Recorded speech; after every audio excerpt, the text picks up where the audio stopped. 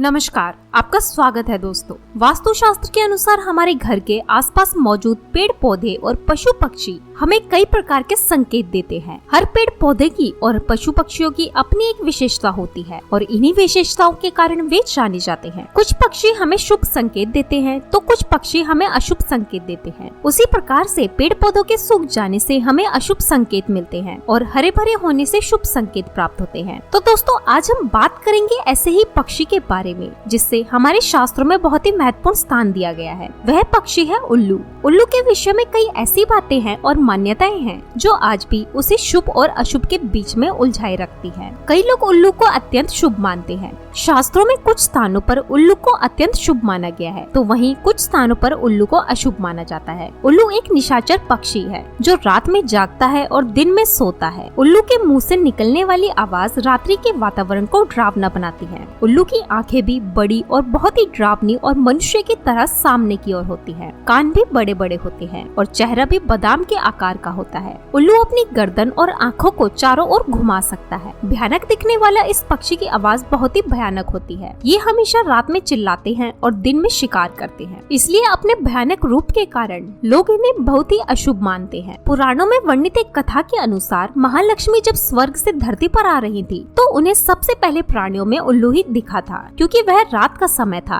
तो प्राणियों में उल्लू ही ऐसा था जो जाग रहा था, इसलिए माता लक्ष्मी ने उल्लू को अपना वाहन बना लिया। इसलिए दीपावली के समय उल्लू का दिखाई देना या उसकी आवाज सुनाई देना अत्यंत शुभ माना जाता है। आइए जान लेते हैं उल्लू से जुड़े शुभ अशुभ संकेतों के बारे में। अगर आप इस चैनल पर नए हैं तो इसे सब्सक्राइब जरूर करें, साथ ही वीडियो को लाइक करना ना भूलें।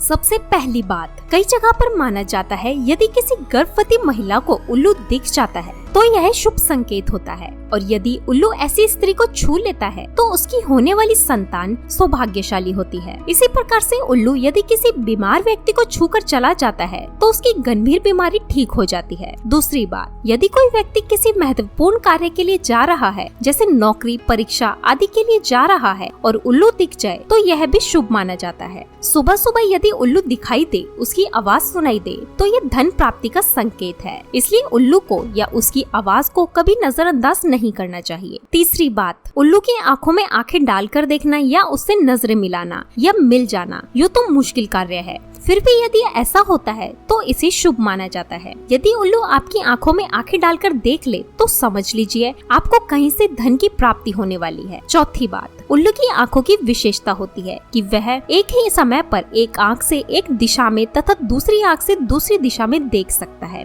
इसलिए यह कहा जाता है कि यदि उल्लू दाईं ओर देखकर बोलता है तो यह अशुभ होता है और यदि उल्लू बाईं ओर देखकर बोले तो इसे शुभ माना जाता है। पांचवी बात, कहते हैं कि यदि कोई उल्लू किसी घर पर बैठता है तो वह घर भी जल्दी ही बर्बाद हो जाता है। किसी घर पर उल्लू का लगातार बैठना या रोना उस घर और उस घर में रहने वाले लोगों के लिए एक अपशकुन का संकेत माना जाता है। साथ ही वहाँ पर धन की हानि या मृत्यु का कोई अंदेशा रहता है। छठी बात, वैसे देखा जाए तो उल्लू शुभ और अशुभ दोनों ही प्रकार के संकेत देता है।